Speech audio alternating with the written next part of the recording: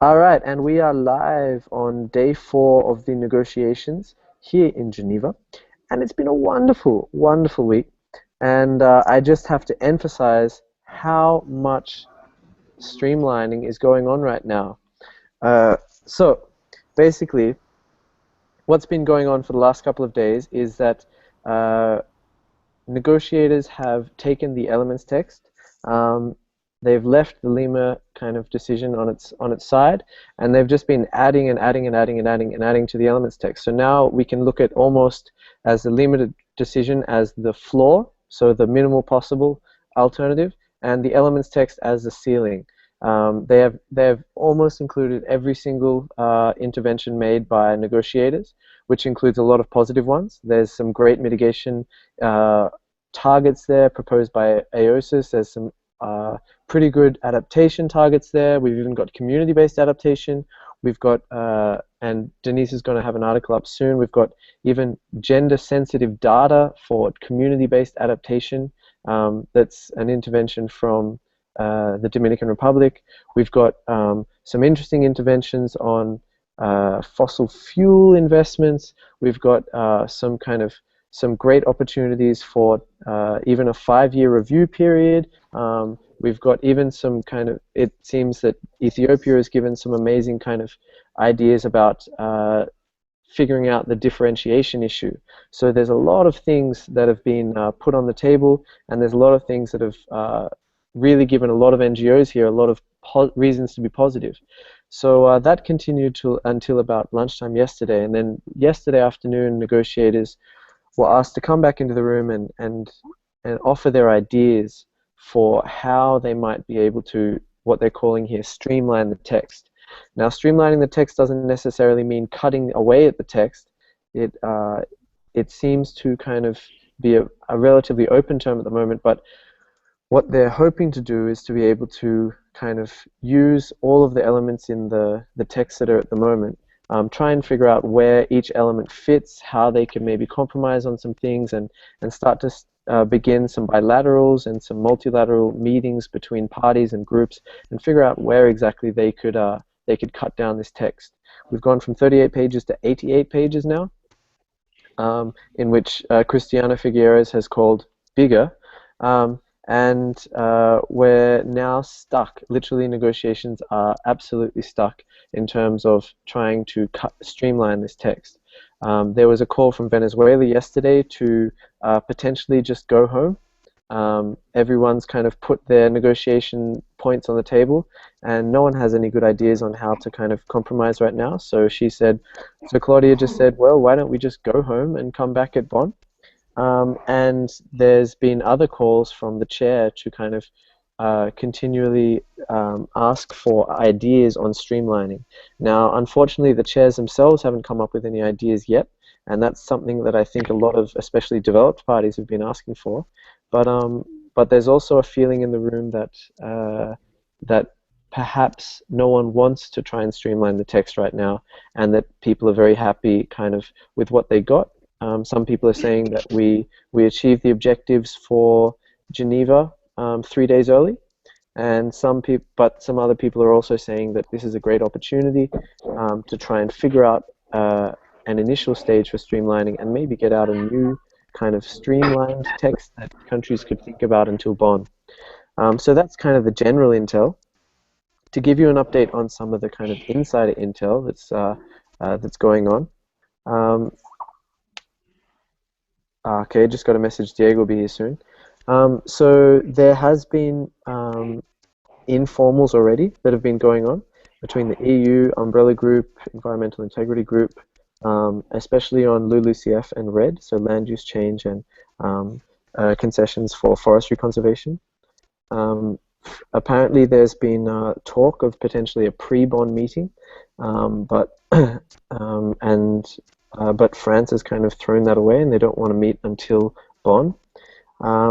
We've heard that there might be potentially some interesting proposals to look out for, particularly on loss and damage, and that there might be a kind of a proposal coming perhaps from Norway.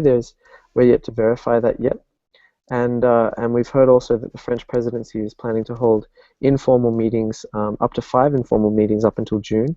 The first was in Lima, and these are said to be thematic meetings, particularly around finance. To give you an idea of what the room's like, the Joglaf, one of the new chairs, is taking lots of photos on the floor, so he seems to be kind of pretty selfie mad. And so he's the chair from Algeria. And Reif Schneider, the chair from the US, um, seems to be a little bit more understanding, a little bit more charming, and is kind of playing with negotiators a little bit. But we've heard that Joglaf is getting pretty obsessed about the numbers. So you can see Fede's infographic that shows how big this text has got. We're now at 88 pages, and there seems to be a little bit of concern from our Algerian chair about how big exactly that is, and whether that number is manageable enough, manageable or not. And I think that's a pretty legitimate concern right now. So right now in negotiation rooms, parties are kind of just set, and the biggest issue right now is the issue of differentiation. It doesn't seem like we're going to get some really, really valuable streamlining going on. There might be some initial streamlining, but nothing too valuable. But there is a lot of talk about differentiation, and that was a particular concern of all of our partners this morning in the CAN meeting. There seems to be a pretty dynamic proposal from, literally dynamic proposal from Ethiopia to have a dynamic differentiation, though I'm a little bit uncertain in terms of the details on that right now, but I can definitely check that out for you. There seems to be an idea that South Africa is really keen to have an open discussion, an informative educational discussion on differentiation and how that might happen. Of course, you know, there's a lot of developed countries who are really interested in that kind of proposal. There's also some interesting proposals on the table for the timelines. There's a 5+5 timeline introduction from South Africa. There seems to be an EU proposal of a 10-year initial timeline and then 5-year review periods going forward after that. So there's a fair bit of movement on that station, and but it doesn't seem like we're going to get to a period where we can review that, where we can streamline those proposals. Right now we're still in the stage of where we were exactly yesterday afternoon, where the chair's asking for proposals on how to streamline things, and it doesn't seem like we're getting too many really valuable ideas. It seems like there's a lot of good discussion going on right now, but nothing for the immediate short term. So I'm going to leave it there and open it up for your questions. Unfortunately, I don't have someone like Denise or Fede to jump off, but they are both online on Skype. So if you guys have any questions that you need them to follow up with, like I said, Denise is in the G77 meeting right now, and Fede is in the negotiations. So I can just Skype them and get that details for you. But how about I open it up? Anyone have any questions on what I said or any other things that they want to know about?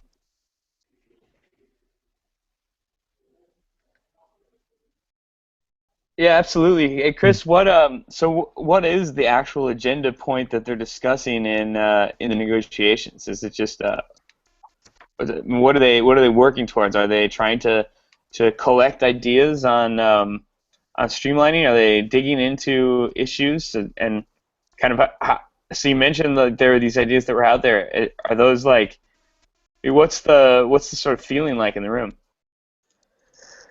Yep, I can definitely say they. So earlier they were asking for proposals on the structure of the agreement, and that obviously came with responses from the LMDCs saying we need CBDR, it's really critical. China's talking about the importance of the convention, particularly on the firewalls and stills like that. Um, so they're kind of getting back to basics a little bit. And then just now they've again asked for streamlining proposals. And it's just kind of more of an open discussion on streamlining proposals, and there doesn't really seem to be much movement in any particular direction right now. Um, so, so we're not really sure where that's going to develop, but we're kind of hopeful that there's going to be some progress here, but there's also the possibility that they're just going to sit on what we've got now, right now and just kind of let it roll. That would be disappointing from my perspective, because I would really hope that they would have a just have a have a go at trying to streamline this, but perhaps we're just going to have this large text for us, and we're just going to work with this.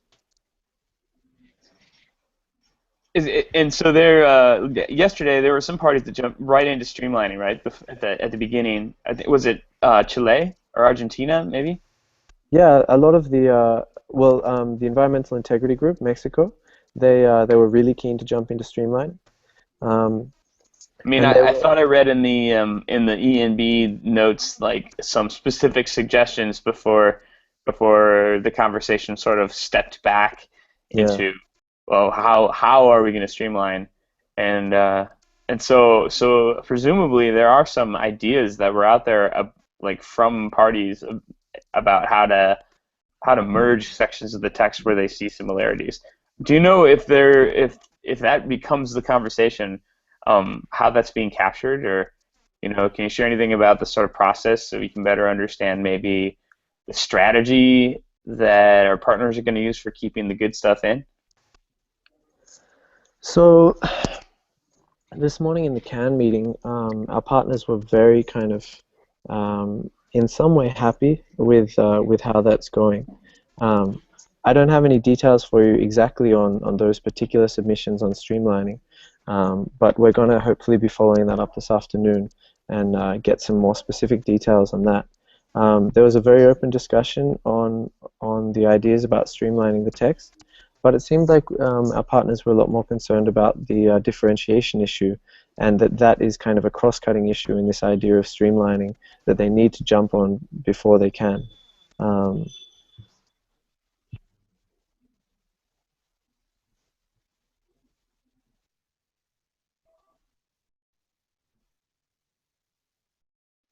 What you mentioned some big intel, and then hinted at something possibly coming uh, from Norway or loss and damage. Is that the big news? Is that as much as you can tell us, or was there something else?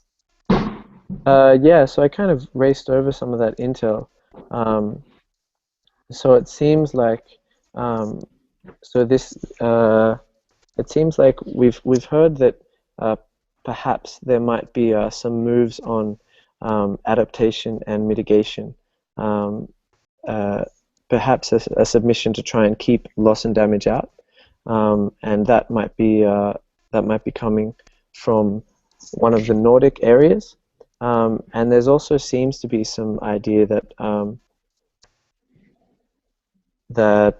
uh, that might be kind of upsetting to some people, and there might be some ideas that uh, there might be some blockages in terms of um, getting some guidance on adaptation at the moment. We're still kind of trying to verify some of that intel, but it seems like there's a lot of things happening behind the scenes right now that we're slowly getting our fingers to the pulse on. Thanks, man. So Santiago, Rizalat, Stanley, you guys have anything you want to ask?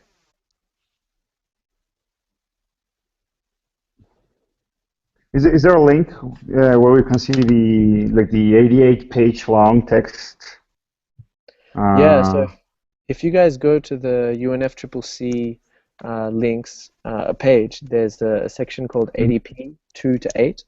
And there they've released not a synthesized text, but they've released every single section one by one. Um, Okay. so I'm currently going through it. I've put up some infographics analyzing both the general objective section, which is now Hmm. 4 pages, and the mitigation section, which is now 12 pages. Um, we're now working our way through the adaptation, the finance, and then which are the big sections, and then the kind of also hopefully by the end of the day we'll have analyzed some of the tech and capacity building. Um, what you'll see when you look at these documents is that basically everything in gray, in dark gray, is additions from Hmm. parties, and that's why the dark gray sections are so big. But unfortunately, and this is causing a lot of confusion in the hallways, there's no markings of who said what um, in the text. So that's causing a lot of confusion amongst parties. And I've had meetings with a few groupings already who've been asking for kind of further analysis if we can try and identify who said what in the text so that they can move on and start identifying who said what so they can basically start moving forward. So I've just got an update directly from the negotiations. So apparently Chile has proposed 3 mergings on Section C. So Section C is the objective section. So if you look at the UNFCCC Section C right now, that's in the ADP 2 to 8, you can follow on directly what's going on. So Chile has just proposed to merge paragraphs 6, 8, 2, 6, and 8. 6 and 8. Mm-hmm. 2, 6, and 8, just like Fede said in the group. But like Josh said yesterday, Chile has been proposing a lot of things and seems to be very kind of open to moving the text forward. But that's definitely not a view that's held amongst the majority of parties in the room. Who's the negotiator for Chile? Spirazzoli? Yes. Is it the case, Chris, that my sense at the end of yesterday was they were going to have these two they were going to keep the sort of compilation text and not really touch it unless there was total consensus on a proposal. And then they were going to build another document where all of the kind of streamlining suggestions were, and have like attributions. So for instance, Chile just suggested this, and they're looking for these. So the co-chairs will put the concrete suggestion down in this new document, and they're just collecting, it sounds like, just these kinds of concrete solutions right now, according to Fede. So is that how you think we proceed through the evening, where we have this sort of two tracks, or we have the document sort of live as it is? Maybe that's the draft treaty text, and then we have the streamlining ideas that are floated, and I guess we don't know what happens like if they actually do anything with those ideas, or they put together like a streamlined something in for June or whatever. Maybe they I guess they can see what happens tonight, if there are any ideas with consensus and whatever. Is that sound accurate? It does. I think we're a long way from any consensus on the floor. Basically, and you can understand it. Every single negotiating party has put on exactly what they want on the table, and now they're asking parties, okay, can you please start to figure out where you'd be willing to sacrifice things? So no one's obviously too keen to do that. So it looks like even with the progressive parties asking for streamlining proposals right now, I very much doubt that we're going to get any kind of traction on that here. And I think that the idea of developing a streamlining text, maybe asking for submissions on streamlining between now and Bonn. Like I said earlier, there's already been a pushback from France to have a meeting pre-Bonn. That was actually an idea from an offer from from the EU. So perhaps they're going to ask for kind of an open submission section on streamlining that might kind of sit parallel with this. So like you said, Josh, we could have a bit of an ongoing document on streamlining as well as this text that we now have. But at the moment, they are still very much stuck in a heated debate on how to move forward on that. Is there Go ahead, Priscilla. No, you can go ahead. I'll ask later, after you. Okay, now is there any like really like critical point in the mitigation negotiations, or what is being proposed right now, or is it just like the same thing we saw in Lima? And also, there is this new language. I read something about it, about the Annex X and Annex Y. Can you please explain that to me? Yeah, so the Annex X and Annex Y is language proposed by the US, and they're trying to propose that because they want to move away from this idea of Annex 1 and Annex 2. They're proposing it as kind of a dynamic annex, in terms of an annex that should be moved around, and that's why they don't want to list a number or list particular countries who are associated with that.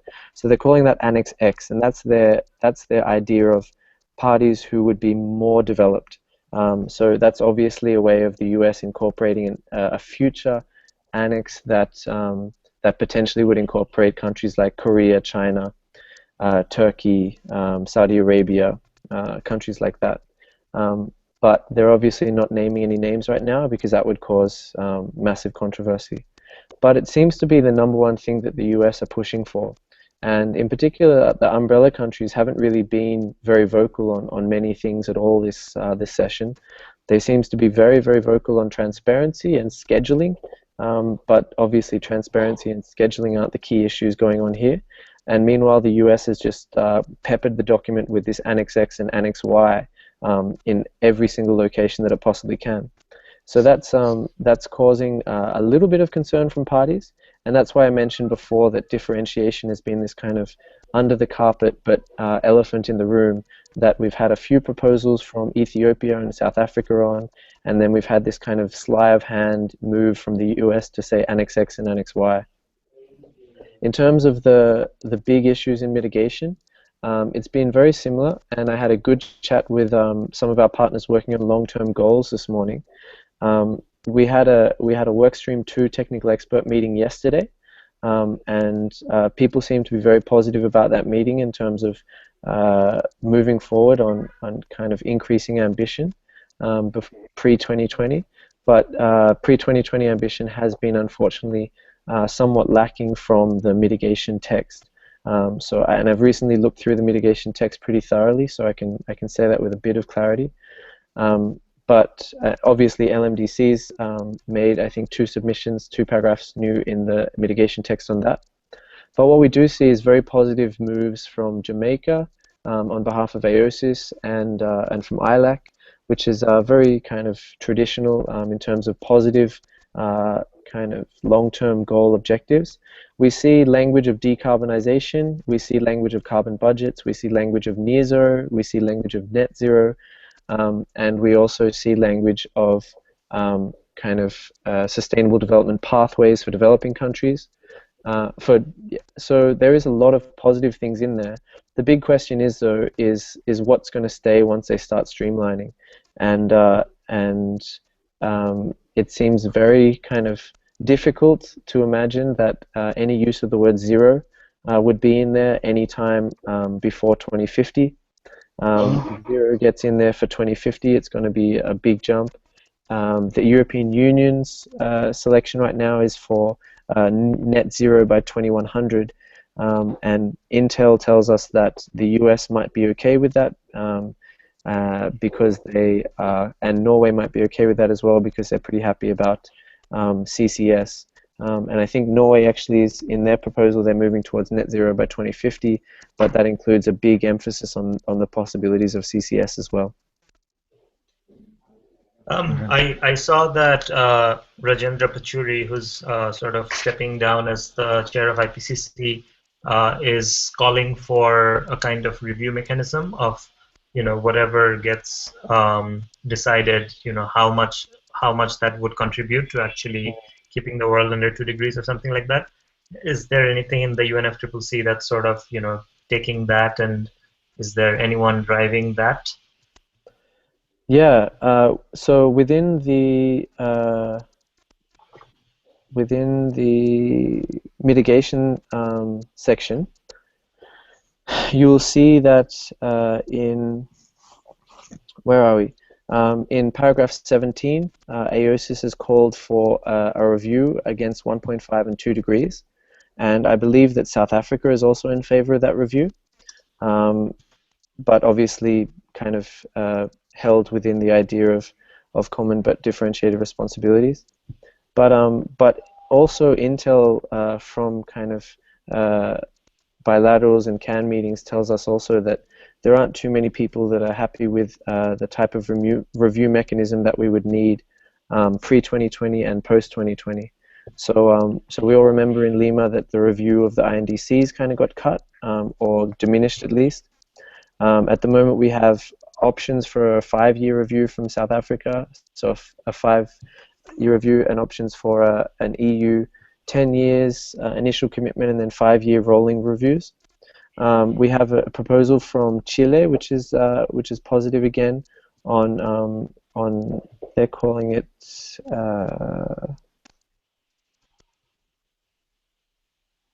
continuous commitment cycles. And there's a lot of talk in the text of ongoing increasing ambition from the past, but there isn't any specifics on it, and there aren't any really strong calls for reviews against 2 degrees across parties in a way that would have also a ratcheting mechanism, like a compulsory ratcheting mechanism associated with it. Of course, you can always review the INDCs, you can always review the Paris Accord or agreement or whatever we get, but it doesn't seem like there's a lot of talk against a compulsory ratchet mechanism associated with that review. Stanley, anything on your mind? I might have a question about the review and also the carbon budget. Will be sensitive for negotiation, like all the parties trying to allocate those carbon budget among each other in the negotiation. Could you just repeat that question? Will it be sensible for parties on the negotiation to talk about the carbon budget, since they may be able to allocate the budget for specific different country? So there's general language on carbon budgets, but there's definitely not been any as yet association of where that blame for carbon budgets might lie, or where the kind of benefits of carbon budgets might lie. There is language in terms of carbon markets, and AOSIS is talking about making sure that carbon markets redirect the funds, the benefits of it, towards developing countries and things like that. But there definitely hasn't been any kind of progressive or very, very substantive talks on carbon budgets and how they could redirect CO2 allocations and things like that. But definitely that could be a possible thing to write about, and a possible thing to kind of push for going forward. I know the all of the talk on net zero or near zero in the future would require some sort of understanding of the carbon budgets and allocation of particular values towards particular countries. However, there doesn't seem to be any openness to that sort of idea right now. Stanley, I've heard a few references in the context of countries' historic responsibility and the carbon budget. Sort of making the case that or emphasizing like pollution rights, the development rights to pollute or whatever by emerging economies. So I know there have been a few specific mentions and interventions by countries about like trying to sort of assign who has the right to pollute, like up to the certain amount of the carbon budget. But I think just generally, like I think that conversation has come more in the context of like how we would assess or review the adequacy of pledges. Yep. And it wouldn't necessarily be this sort of top, we're moving away from this sort of top-down framework where you would have like, oh, here's the carbon budget, and then countries are assigned, how much they have to reduce, how much they're allowed to pollute. So it would be like a review, but not necessarily sort of a directive. But I can, if you end up writing about that, I can try and find those references and figure out who was actually bringing it up. Thanks, Josh. I just saw that I'm reading the mitigation text, and the Brazilians apparently, well, I guess it's the Brazilians, they included the whole CDM plus thing, the enhanced CDM as market mechanisms, but still very unclear on what does that really mean. Can you tell me what text you're looking at? It's the section D on mitigation, paragraph 23, option 4, one of the definitions of the economic mechanism. Okay. And what was your concerns again? No, not concerned. I'm just I'm like surprised that the CDM Plus is finally came out. That's something the Brazilians have been like uh, I see. proposing for a while, but it's not really clear what is it all about. And apparently, the economic mechanism it doesn't include the joint implementation. That's the mitigation strategy that was used in the Soviet countries or the former Soviet countries, where it just proposes a trading scheme and the CDM, the enhanced. Yeah, there's a little bit of language on collaboration and cooperation in the institutional section just above that as well. You might want to look into that and see what you find. But you know that mitigation stuff a lot better than I do, so I'd be really interested to see what you think. And are you looking at the text that I sent around to? So I sent around a text that has some of the indicators of who said what. Now that's done on kind of 3 sets of incomplete notes from Can. But that's the best kind of we could do, and that can give you an idea of who said what, which is pretty critical as well. Okay. Where is the text you sent? Where is it? I'll send it again in an email directly to us, to the COP negotiators. Great. Tierney, is there any way we can hear your lovely British accent? Yeah, I think you've covered everything I wanted to know. So. All right. And to let you know, guys, in terms of Yango's strategy as well, there seems to be a lot of happiness at the moment over both the preamble and the objective section, where there are a few wins for a lot of our partners. You can see an article that I wrote with some of the health students on their win in health. You can see an article Fede wrote on his win in intergenerational equality, which was really a last-minute thing. And there's also been a lot of a little bit of a win in Article 6 as well. But of course, as I said before, all of these wins are subject to later streamlining. And at the moment, it doesn't. It's great that they're in there. Now we can work them around, but it doesn't mean that they're in there for very long. And we don't have any indication on the pushback on those things. So right now, there's a bit of a campaigning push from most of our partners who have good, who like some of the language in the text, and they're pushing kind of other countries to do so. Santiago, on intergenerational equality, something that you might be interested in, it seemed that ILAC was really positive about it, and then, and I can't confirm this for sure, but it seemed that Colombia was the only country pushing back on including intergenerational equality in the text. So, because it's equity, not equality, right? It's gender equality and intergenerational equity. Sorry, yep. Sorry. Thank you. But it seemed that the intel that we have is that Colombia was the only country pushing back on intergenerational equity, and that was like a bit of a last-minute push. And at the last minute, they seem to have allowed it in. But who knows how that will move forward in the future, and why they might have been hesitant on that could be interesting. Right. Yeah, maybe Marcela may have some intel about it, so I'll ask her. Yeah. Well, Fede is the best one to go for on that one because he's all over it. Marcela's got her head well and truly into the finance section. So if you have any questions on finance, I'd definitely ask her, but I'm not so sure how much she's been looking into that little debate going on. Okay. Tomorrow you guys are moving into workstream 2 again, right? So that's the pre-2020 emissions reductions piece of the Paris outcome, right? So what we do over the next 5 years is. Have you heard anything about kind of where our partners are hoping the conversation goes on Thursday, and what maybe we should look out for?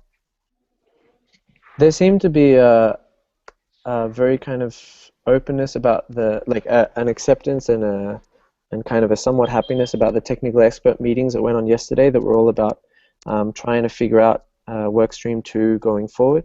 But we didn't. I wasn't there for the discussions on the talks tomorrow, so I'll look that up for you and definitely kind of try and get back to you on what we're expecting tomorrow. Thanks.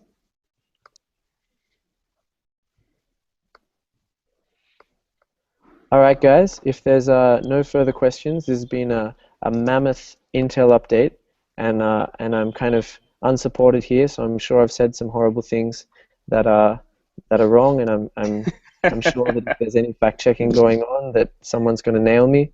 But I've done my best, and I can guarantee you that most of what I said is approximately correct. Thanks, Chris. It was super. It was like the geekiest one yet, way in the weeds. But that's always fun for a bunch of trackers.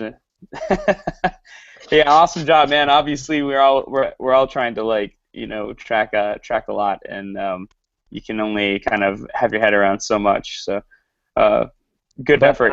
I would like to put the call out for nominations on who you would like to see tomorrow, whether it be Fede, whether it be we've also got some guest trackers from France, from Peru.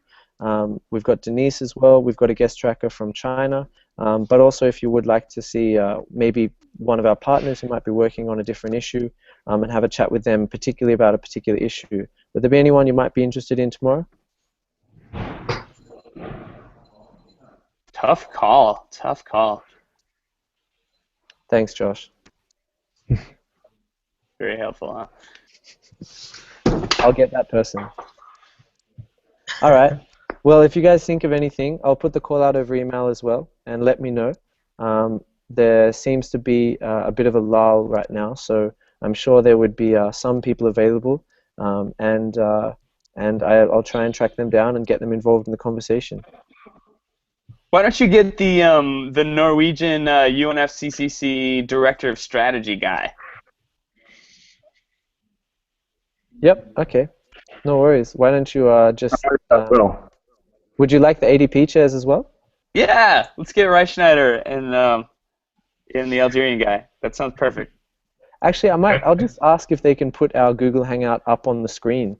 Maybe you could just get like I don't know, like Barack Obama and Angela Merkel and Modi. Let's start pulling. Let's go big, Chris. I believe most of their interests now are directed towards Istanbul, but I can try and redirect their flights. I'll get in touch with the pilots that I know at Air Force One, and right. I'm guessing Air Force Un, but I'll see what I can. Air Force X. Eins. Yeah, that meeting's done, dude. That finished on Tuesday, so I don't know what they're up to now, but there may be an opportunity, a little window if they're done with their Turkey tourism. That was just finance ministers anyway. Let's get them. Yeah. Get them focused on climate. It's a big year. Yeah, that's true. Who cares about finance right now? I hear Greek's going to pay back all their stuff tomorrow anyway. Oh, and a question: Is Russia going to blow up the U.S.? I don't really know much about the outside world. I don't know what you're talking about. All right, there seemed to be Cold War, come on. There seemed to be some news footage last night about Russia moving missiles into a Ukraine area or something like that. I don't know. Anyway, obviously now I'm really talking outside my scope, and I've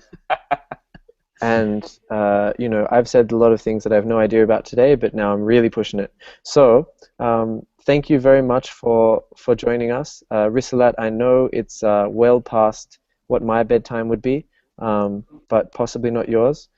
Stanley, thanks again, and Santiago, lovely to see your sunglasses once again. Tierney, great to see your face and hear a small amount of your accent. And Josh, always good to hear you from the bedroom. Looking forward to seeing a live cam sometime when you get your clothes on. Early mornings in California, Chris. Gotta ease into it. Yeah, Thanks for your time today, and I personally will look forward to catching up at the end of today for the tick, and I look forward to seeing some of the rest of your lovely faces tomorrow. See you all, guys. Have a wonderful day. See you guys. And like always, if anyone's Bye, interested guys. in writing something up on the website, let me know. We'd love to have it. There's a lot of stuff going on, and I'd be happy to track down any intel you need or any quotes you need for those. Looking forward to seeing your words on the screen, guys. See you later. See you. Yeah. Ciao.